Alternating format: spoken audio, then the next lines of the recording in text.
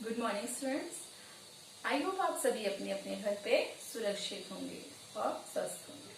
Students, कल मैंने आपको आपका जो चैप्टर है मियां नसीरुद्दीन, इनकी जो लेखिका है कृष्ण सोबती, उनका जीवन परिचय, उनका लेखक परिचय के बारे में बताया था। तो आज हम स्टार्ट करेंगे अपना चैप्टर मियां नसीरुद्दीन। देखिए, मियां नसीरुद्दीन कौन थे? वो एक मुसलमान व्यक्ति थे और कृष्णा सोबती द्वारा रचित जो मियां नसीरुद्दीन का जो शब्द चित्र है, उनके बारे में जो चित्र उकेरा गया है, उनके कैरेक्टर के बारे में, चरित्र चित्रण के बारे में बताया गया है, जिसमें लेखिका ने एक खानदानी नानबाई मियां नसीरुद्दीन के व्यक्तित्व के विभिन्न पक्षों को उजागर किया है। जाहिर सी बात है, वो मुसलमान थे तो उर्दू भाषा का भी प्रयोग उन्होंने उसमें किया है और उन्होंने बताया है कि उनके व्यक्तित्व के बारे में बताया है। नानबाई जो थे वो विभिन्न प्रकार की रोटियां बनाने में महारत थे, यानी कि बहुत अच्छे से उन रोटियों को बनाकर बेचते थे। एक बार लेखिका दोपहर के समय जामा मस्जिद की तरफ माटिया महल के गड़े मोहल्ले की ओर जाती हैं। जो कृष्णा सोबती लेखिका हैं, एक बार उन्होंने क्या करा, दोपहर के समय वो वहां गई थी और वह एक सामान्य सी अंधेरी सी दुकान पर आटे को गूंथता देख रुक जाती हैं और फिर वहां से ही कहानी शुरू होती है। वहां से ही पता चलता है कि लेखक किस बारे में बात कर रहा है, किसके बारे में वो कहने की कोशिश कर रहे हैं। जो लेखिका हैं, कौन है मियां नसीरुद्दीन, तो आइए हम जानते हैं उनके बारे में।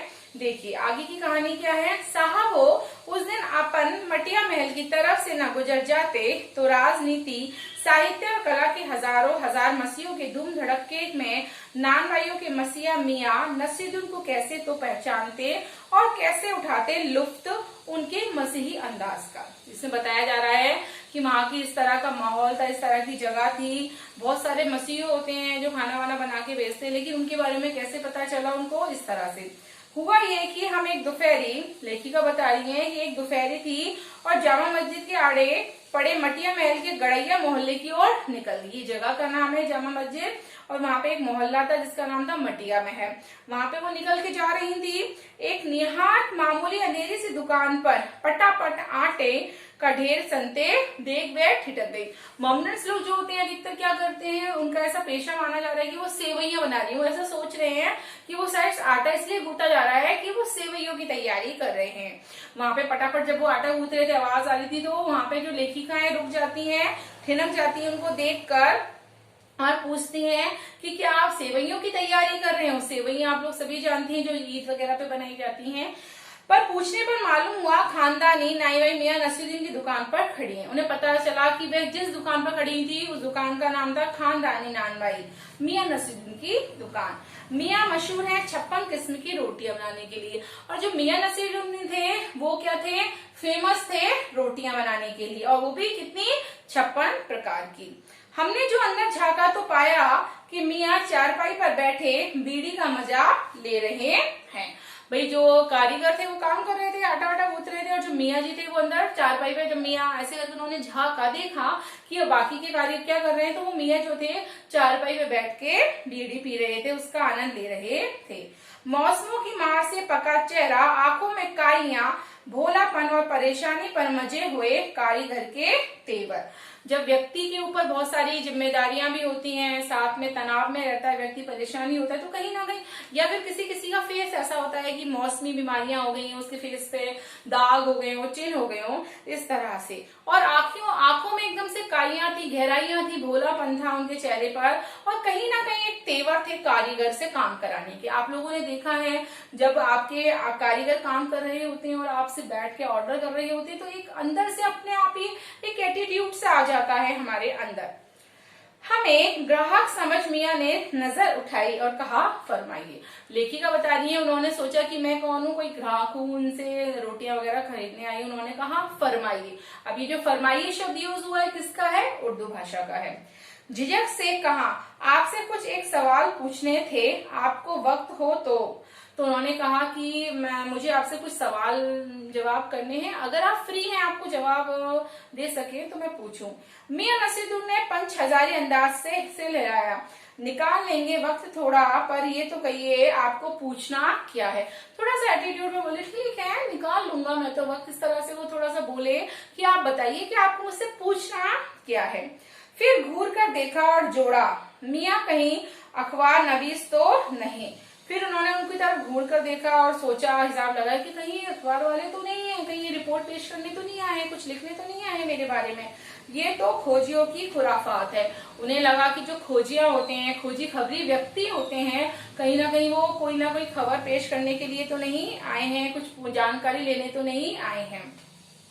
हम तो अखबार बनाने वाले और अखबार पढ़ने वाले दोनों को ही निठल्ला समझते हैं। मियां नसीरुद्दीन की ऐसी सोच थी, उनको ऐसा लगता है कि जो लोग अखबार में न्यूज छापते हैं या ढूंढते हैं या खोजबीन करते हैं और साथ में जो अखबार को पढ़ते हैं, मुझे लगता है वो दोनों ही लोग बेकार हैं, दोनों ही अपना फालतू में टाइम बर्बाद कर रहे हैं, क्योंकि वो निठल्ले हैं, उनके पास कोई काम धंधा नहीं है। हाँ, कामकाजी आदमी को इसमें क्या काम है? वो कहते हैं जो कामकाजी व्यक्ति होते हैं, जिनके पास कोई काम धंधा नहीं है, जो फ्री हैं, निठल्ले हैं, क्या पता उनको कोई काम धंधा नहीं है, इसलिए वो बैठ के अखबार पढ़ रहे होते हैं। खैर, आपने यहाँ तक आने की तकलीफ उठाई है तो पूछिए क्या पूछना है। मियां नसीरुद्दीन से पूछ रहे हैं कि चलो ठीक है, अब आप आए हो, आपने यहाँ तक उठाने की परेशानी उठाई है, तो आप हमें बताइए कि आपको मुझसे क्या पूछना है, बताइए।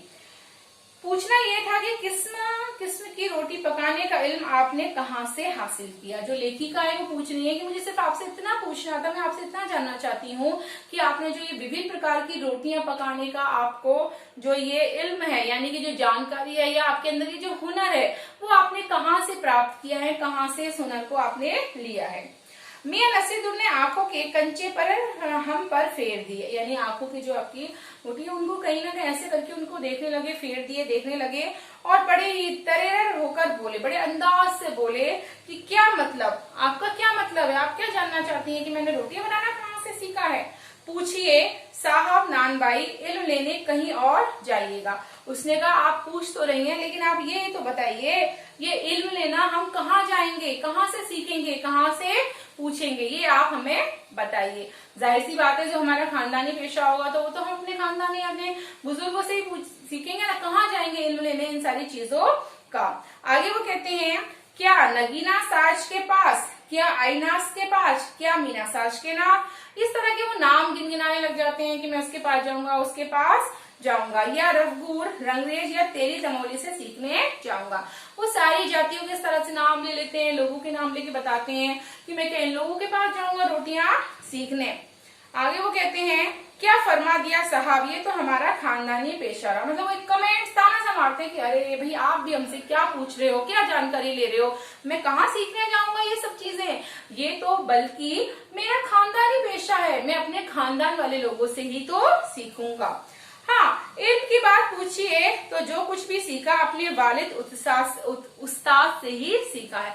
और उन्हें कहा वो इल्म की बात है, यानी कि जानकारी की बात है, तो वो सब मैं अपने उस्ताद यानी कि अपने पिता से ही सीखा हूँ। मतलब ये है कि हमारे घर से ना निकले कि कोई पेशा अख्तियार करेंगे।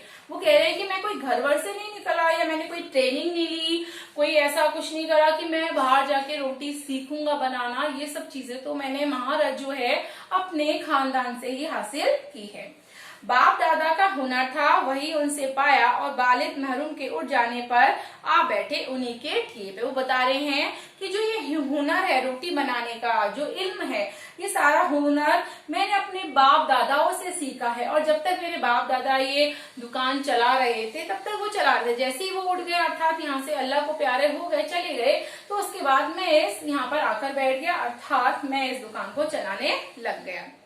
आपके वालिद, लेखिका उनसे क्वेश्चन कर रही है, प्रश्न कर रही है, आपके वालिद मियां नसीरुद्दीन की आंखें लम्हा भर को किसी भट्टी में गुम हो गई, लगा गहरी सोच में है, फिर सिर हिलाया, क्या आंखों के आगे चेहरा जिंदा हो गया? हाँ, हमारे वालिद साहब मशहूर थे मियां बरकत शाही नानवाई गड़ैया वाले के नाम से।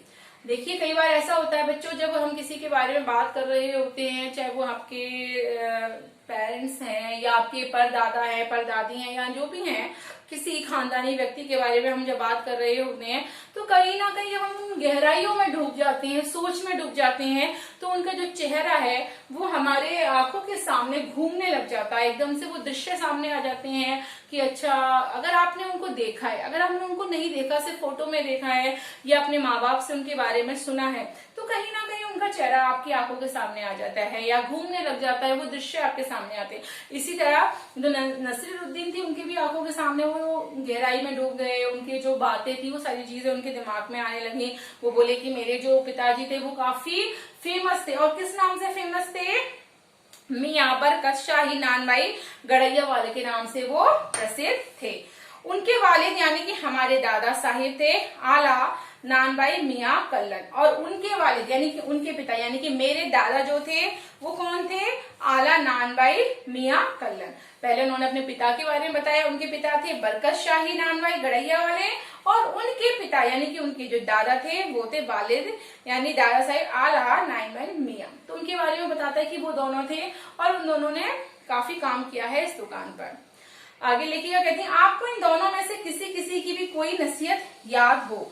नसीहत काहे कि मियाँ काम करने से आता है, नसीहतों से नहीं। लेखिका हमसे पूछ रही नसीहत यानी कि जब हम कोई काम करते हैं कोई भी, तो उसके लिए हमें नसीहत दी जाती है, सलाह दी जाती है, मशवरा दिया जाता है, या हमको समझाया जाता है कि वो सारी चीजें क्या आपको याद हैं, कि आपको कोई बात उनकी याद है। जैसे कि हम पूछते हैं कि आपके बड़े बुजुर्ग जो थे उन्होंने आपको क्या अपना अनुभव शेयर किया, क्या शिक्षा दी, क्या ज्ञान दिया।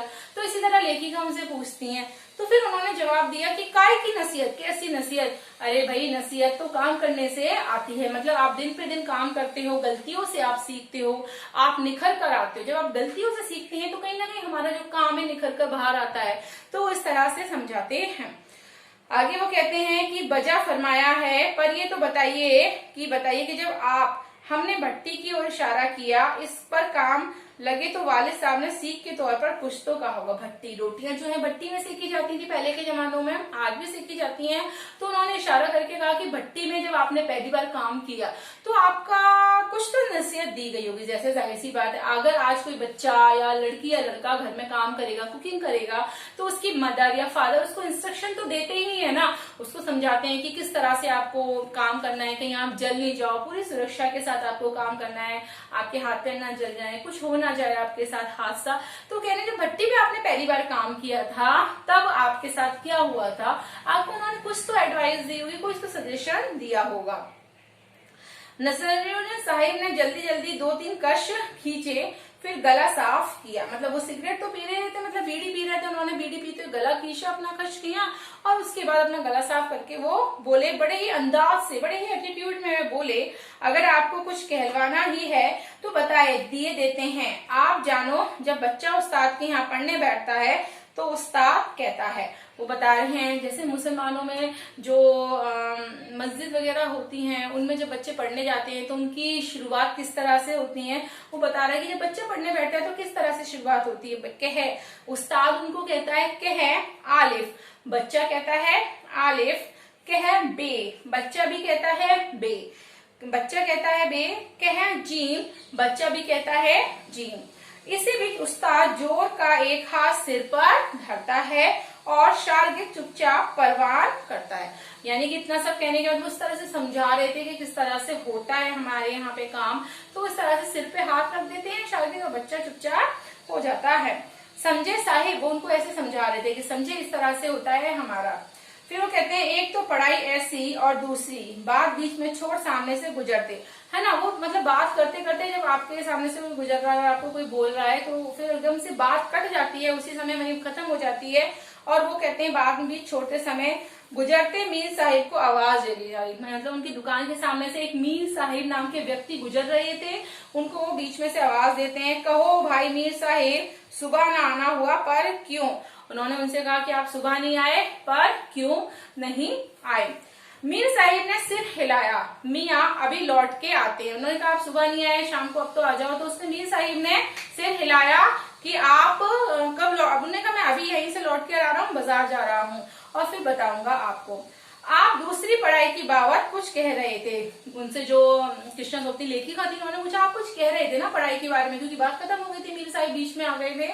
तो इस बार मियाँ नसीरुद्दीन ने यूं सिर हिलाया कि सुकरात हो, जैसे वो अपने आप को समझ रहे थे कि मैं पता नहीं कौन हूँ, कौन सी हस्ती, उस तरह से वो पेश आ रहे थे। हाँ, एक दूसरी पढ़ाई भी होती है। सुनिए, अगर बच्चे को भेजा मदरसे तो बच्चा ना कच्ची में बैठता है, ना वह बैठा पक्की में, ना दूसरी में, और जा बैठा तीसरी में। उन्होंने बताया कि एक लड़ाई भी होती है कि जब बच्चा ना तो पहली दूसरी में बैठ रहा, डायरेक्ट जाके तीसरी में बैठ गया है। हम ये पूछेंगे कि उन 3 जमातों का क्या हुआ। फिर हम जब पूछते हैं कि फिर क्या हुआ उन 3 जमातों का, तो क्या हुआ उन 3 क्लासों का, अर्थात फिर क्या होता है उन 3 क्लासों का। अपना ख्याल था कि मियां नसीरुद्दीन नान भाई अपनी बात का निचोड़ भी निकालेंगे, पर हम ही पर दागते रहे। आप ही बताइए उन 2-3 जमातों का क्या हुआ, अर्थात क्या हुआ। अर्थात वो कह रहे हैं, लेखिका सोच रही है कि वो उन 3 क्लासों के बारे में बताएंगे कि बच्चा अगर पहली दूसरी में नहीं बैठा, तीसरी में जाके बैठा है, तो वो बताएंगे कि क्यों और किस लिए, किस रीजन से। लेकिन वो तो उल्टा लेखिका के ऊपर ही प्रश्न दाग देते कि आप बताइए कि दूसरी और तीसरी का, पहली और दूसरी का क्या हुआ, तीसरी में क्या हुआ। तो स्टूडेंट्स आज हम यहीं तक चैप्टर अपना पढ़ेंगे मियां नसीरुद्दीन। कल इस चैप्टर को हम कंटिन्यू करेंगे। Thank you.